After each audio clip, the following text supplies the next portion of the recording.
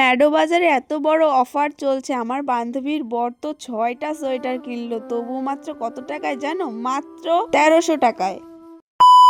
Meadow বাজারে 50% of, সেটা শোনার পরে তো আমিও চলে গেছিলাম। একদিন নয়, দুই দিন আমি গেছি। কিন্তু জানো তো, এই দুদিন যাওয়ার পরেও আমি আমার জন্য কিছুই কিনতে পারিনি, বিকজ আই এম পুরো ভিখারি প্রো ম্যাক্স। আমি চলে গেছিলাম আমার বান্ধবীর হাজবেন্ডের সঙ্গে। অ্যাকচুয়ালি ব্যাপারটা কিছুটা এরকম ছিল যে আমার বান্ধবী নার্সিংহোমে তখন ভর্তি ছিল, আর আমি তখন ওকে দেখতে গেছিলাম। তো বাড়ি আসার পথে ওর হাজবেন্ডের সঙ্গে আমি বাড়ি আসছিলাম, তার জন্য ওর হাজব্যান্ডকে আমি বলছিলাম যে 50% অফে কিন্তু চলছে, তো বললো চল আমরাও গিয়ে দেখি। আর গিয়ে তো আমি পুরোই অবাক। শুধুমাত্র 50% অফ নয়, অনেক জিনিস আছে 70% অফ।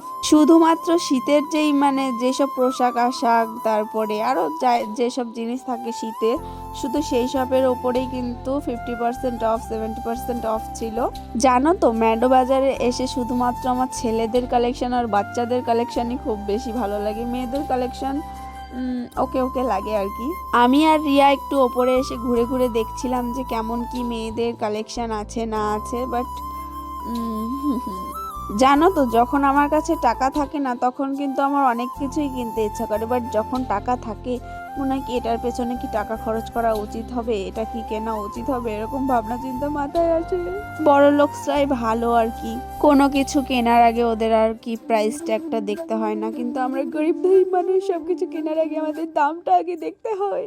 আর দেখো আমার বান্ধবীর হাজবেন্ড কত চালাক, বেচে খুঁটে খুঁটে কত সুন্দর সুন্দর, আমি তো এসে অত ভালো কিছু খুঁজেই পাই না, বাট ও অনেকক্ষণ খুঁজে খুঁজে কিন্তু বেশ ভালো ভালো কটা সোয়েটার কিনে নিয়েছে। আমার বান্ধবীর হাজবেন্ড আর কি একটু চালাকি করেই কিনেছে, কিন্তু যেই জিনিসটার আর কি দামটা সেরকম হতে পারে, জামাটা যেরকম আর কি দেখতে, সেই হিসাবে ওই দামটা যদি ঠিকঠাক না হয় সেই জামাটা নেবে না। সুন্দর ভালো মতন ভাবনা চিন্তা করে জামা নিয়েছে।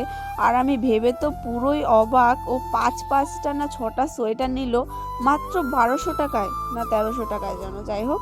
তাহলে কিন্তু তোমরা বুঝতেই পারছো যে কতটা পরিমাণে এখন আর কি সেল চলছে। তোমরা অবশ্যই আসো, এসে যা যা দরকার সবকিছু কিনে নিয়ে চলে যাও। অফারটা আর বেশি দিন নেই গাইস, তাড়াতাড়ি তোমরা চলে আসো। আর দেখো, বাড়ি যাওয়ার পথে আবার মুরগির দোকানে ঢুকলো মাংস কিনবে। আমি যে বাড়িটা যাব কখন, আমি এদিকে মাংস কেনার দোকানে দাঁড়িয়ে থাকি, তোমরা ওদিকে ভিডিওটি লাইক করে দাও। ততক্ষণের জন্য টাটা।